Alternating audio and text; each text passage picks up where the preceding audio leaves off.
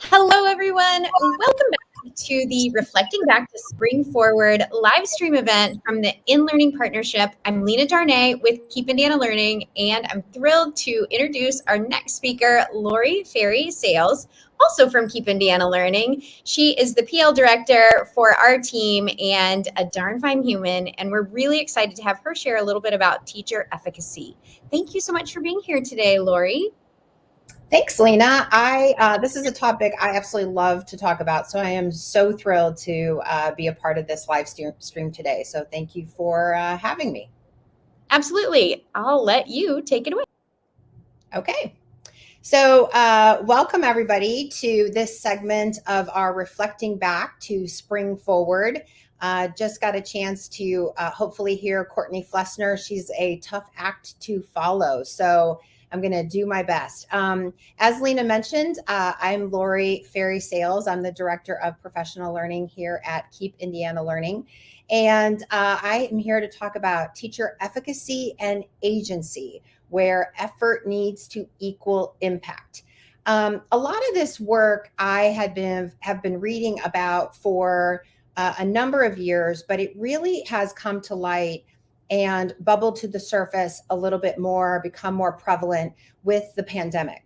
And as teacher efficacy and agency has begun to dwindle and has been suffering the last couple of years with the pandemic, I want to talk about not how it's dwindled, but really how we can bring it back.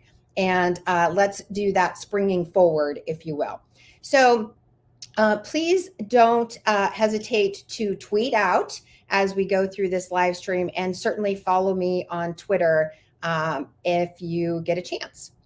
All right, so as we move forward, what is efficacy and agency? So if we think about efficacy, it is really a person's belief that they are able to accomplish something. So I think about it sometimes as confidence, but it's a little bit more than that. When I think about teacher efficacy, it is really our belief as a teacher that we can make an impact. And so if we think about, for example, and you can have different efficacy levels or responses of efficacy based on different aspects of your job as an educator. So for example, let's say that there is a new reading program that you're implementing in your district. And as a teacher in kindergarten, I'm going to be implementing this new reading program. And I may have a strong efficacy about this reading program because I feel like I'm a very strong literacy teacher in general. It's a passion of mine.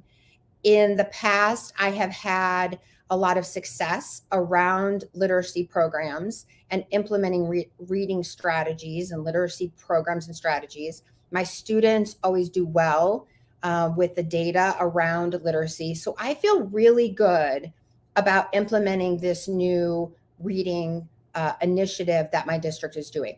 I have strong efficacy around it. I have the belief that I am going to be able to make an impact in implementing this new reading initiative.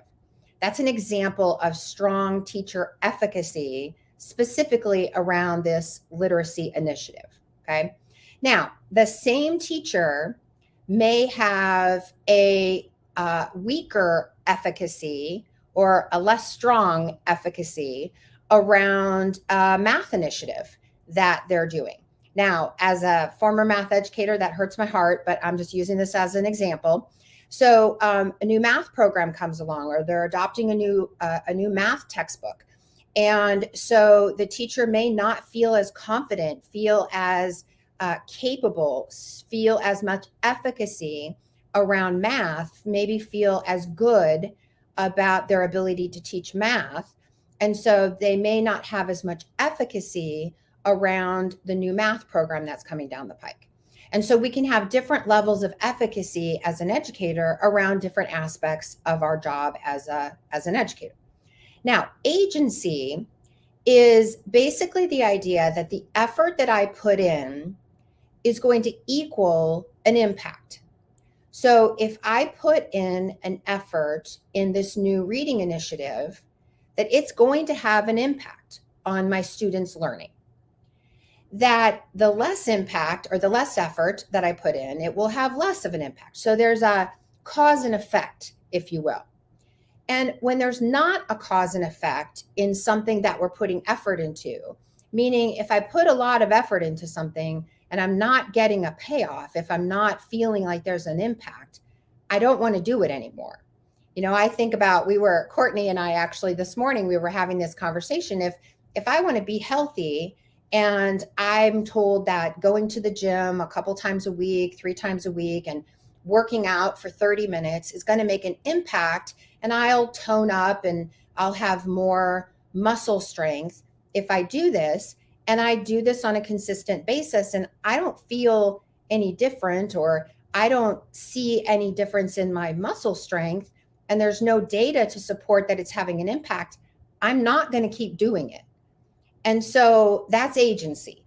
Okay. So they're very closely related. If I'm putting forth effort and I'm not getting an impact, then my efficacy is going to come down in that area. So I want to think about, let's kind of fast forward to the pandemic. And as we think about the pandemic, what happened is we were all thrown into whatever the pandemic threw you into, whether it was virtual teaching, no teaching, scrambling to help to support your kids that spring from like March to the end of school, right? And then we came back to school and nobody had done pandemic teaching. We were all just trying to support our kids in figuring out what was going to work best. And that last year was very rough in terms of trying to just constantly be flexible and helping our students to do what we could to be moving in the right direction, right? Moving their learning forward. And so we as educators put in so much effort. And sometimes it paid off, but sometimes it didn't pay off. Because again, nobody knew what we were doing. We were just trial and error. And it was just, sometimes it would work and sometimes it didn't. And so our agency suffered because we were putting in the effort and it didn't always give us the impact. And so our efficacy suffered because we started to feel less confident about ourselves as educators. We started to feel like maybe I'm not a good teacher. Maybe I'm not the best principal or the best educator because I couldn't even get my kids through this pandemic. That's what we started to question. And so that's how efficacy and agency has suffered in these last 2 years. And in John Hattie's work, his visible learning work, he talks about this barometer of influence. And in a shortened version, the barometer of influence really is that 0.4 is that hinge point. And we want to look at this blue zone. It's the zone of desired effects. And basically what Hattie's research tells us is that anything that is above the 0.4, anything in that that zone of desired effects is the work, the strategies, and the instructional pieces that we do want to be doing. And anything that's below that 0.4 is strategies and practices that we don't want to be doing, right? And so what self-efficacy says is it's at 0.71, which basically means that you get almost 2 years worth of growth and achievement from a student's performance out of 1 year period of time. So it's incredibly impactful for if we have that belief in ourselves and if students have that belief in themselves. Because we're not here talking about student self-efficacy, but it absolutely has suffered in the pandemic as well, as you can imagine, as I've talked about teacher efficacy also. So the point is that John Hattie's work even supports the importance of efficacy and particularly our self-efficacy. And so as we think about the self, now let's think about the collective efficacy. And collective efficacy, if we think about teacher collective efficacy, think about a place where as a whole school, and this can happen in a district, but can also happen in a department or a grade level, where the whole team believes that not only do they have efficacy, do they have the ability to make a difference, But collectively as a team, they have the power, because they're a team, to make a bigger difference. That as an individual, they can make a difference, but collectively, the power that they have to really make an impact on kids is incredible. And so their impact is that much more. In fact, if we look at Hattie's research, the collective teacher efficacy effect size is 1.36. It is close to almost 4 years worth of student growth and achievement in 1 year period of time. It's incredible. It's incredible. But it's hard to achieve. It's hard to achieve because you have to have everyone on the team or everyone in the group believing that collectively together they can make that impact. And in fact, Hirsch in 2010 talked about it, and he described it in this way, that it's a shared commitment to student success, that not a single teacher is allowed to fail. That if a new teacher comes in, that they embrace that teacher, really surround that teacher with support, nurturing, so that no one is wavering. And it's all done in the support of teachers and students. And so it really is a collaborative and collective effort, all for our students. It's not my students or your students. It's my students and your students and our students. And so it is that collective efficacy and that collective teacher efficacy that can make a huge, huge impact on student learning. So think about working in a place and being in a school in which this is the environment that you work in. And it can happen. And so we're going to talk about how do we get to that collective teacher efficacy? What do we do to raise teacher efficacy? And I love this Zulu word, which I'm not going to try to pronounce, but I found this in a Peter DeWitt article where he was talking about collective teacher efficacy and talking about I am because we are. And that's what collective teacher efficacy is all about. It is about the we. And we are in this for the benefit of students. And so this is the what now, right? Okay, so Laura, you talked about this collective efficacy, you talked about teacher efficacy, so what do we do about this, right? So what we do about it is there are 4 things that really play a role in teacher efficacy. And these are things that you can do as a leader to support teachers. You can do this as a peer to support your colleagues and support your peers. But this also works for students as well. So let's talk about each of these. So the first one is mastery experiences. And Courtney talked in her session about those small moves that can make a big difference. And that's what mastery experiences are all about. We all want to feel masterful. If you've ever read or listened to, because I'm big into audiobooks, Daniel Pink's book, Drive, it talks about that one of the ways that we as humans are motivated is through mastery. We want to be masterful. We want to feel like we've mastered something. And students want to feel this as well. And so when we feel good about ourselves and that we own something and we are masterful at something, that helps to build our efficacy. Think back to the teacher I was talking about at the beginning who felt really good and a strong literacy teacher. And she felt masterful, or he felt masterful about literacy. And so the more experiences that we can have as teachers where we begin to feel masterful. So as a leader, if you can help your teachers to have those experiences where they can share their mastery, where they can become the expert in something, where they can hone their craft, where they can talk with other teachers, where they all are becoming experts together, where they can spend time collaborating together to, again, sort of hone their expertise. Those are opportunities to build mastery.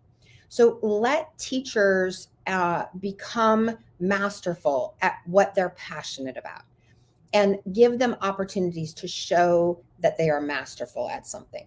We all have things that we're passionate about. We all have things that we feel like we're good at. And when that can shine, our efficacy comes up. And so as you think about those things, even as you've grown up or even as an adult, think of something that you feel masterful about. Think about something that I'm good at that. Like, I'm really good at that. And that builds your efficacy, and you have strong efficacy around that.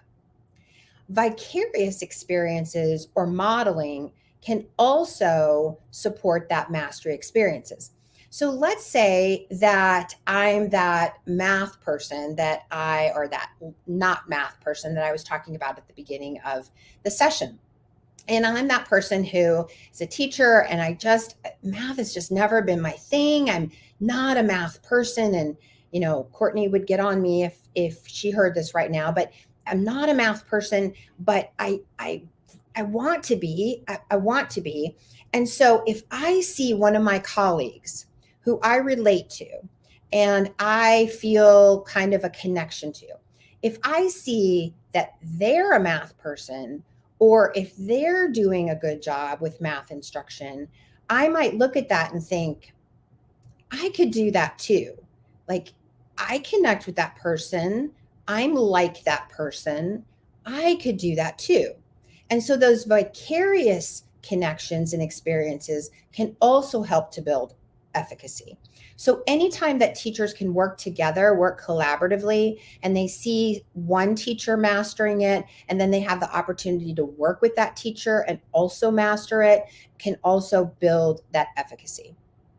The other piece is just social persuasion, pep talks. When we have an opportunity to just give somebody a pep talk or tell them that they're doing a great job, and be specific in your praise, be specific in your feedback, but encouraging your peers, encouraging your colleagues, giving them just a pat on the back can go a long way in helping to build that efficacy, particularly if it's just sort of out of nowhere. So take a moment, even if you're having a bad day, even if it's been challenging, which I know these days can certainly be challenging, just take a moment and give someone a pat on the back. Physiological factors. This is interesting, but just sort of being a cheerleader can help. And that energy that comes from, there's always that cheerleader in the group that just has that energy, that excitement, that physiological excitement can actually build efficacy. It's kind of like, come on, guys, we can do this. Let's go. At the football game, there was tons of that at the Bengals game this last weekend, and that kind of excitement can build efficacy. And so using these 4 different ways to help to build teacher efficacy or student efficacy can help to also encourage and build agency, so that when we put forth effort, we feel like we're making an impact, and then we make an impact, and it goes hand in hand. It's kind of that self-fulfilling prophecy. When we believe that it can happen, it does happen. And it's true. It does work that way. And so using these 4 different types of feedback and support can absolutely make a difference. The adult learning pit, love the adult learning pit from James Nottingham, makes such a big difference when we think about efficacy and we get down to the bottom of that pit and we have to make a decision about, do I want to climb out of the pit? And efficacy makes all the difference. If we have efficacy, we're willing to climb out of the pit. If we don't have efficacy, then we bail. And what happens is status quo is maintained. So efficacy is so, so important when we talk about changing things and getting to that new normal. And as we're talking about today, springing forward. So thinking about that adult learning pit can make a huge difference when we think about efficacy. And then, as I mentioned earlier, thinking about the feedback that we give, thinking about the praise, it's so much more meaningful to give effective, meaningful feedback than it is to say, good job. I like how you handled that. But really giving effective feedback and being very, very specific about the kind of feedback that we're giving. So when we think about just some references that you can follow up with, I've used a lot of Hattie, a lot of Fisher Fry in the short talk today. I used some Peter DeWitt, as I mentioned, not only just that quote, but just some Peter DeWitt ideas about collective teacher efficacy. So again, thank you so much for joining me today on this short little live stream. Check out Keep Indiana Learning and continue to join us for in-learning partnership events. These are just phenomenal. Lena does an amazing job of putting on these live streams, and they are just phenomenal in the type of speakers and content that she pulls together. So thank you so much, and thanks to Lena. Oh, thank you, Lori. Thanks for that little shout out. This is what I love to do, is bringing together those voices like yours to really elevate the work that we're doing to help keep our teachers teaching, our students learning, and the rest of us really engaged in the work that needs to be done. That's one of my favorite things. So thank you for being part of that. Thanks for being part of the live stream with the InLearning Partnership. Those of you watching, please continue the conversation using hashtag InLearningPartner. Thank you for being partners with us today. We've got another live stream coming up at 3 o'clock. Join us then. And thanks again, Lori. Thanks, Lena. Bye, everybody.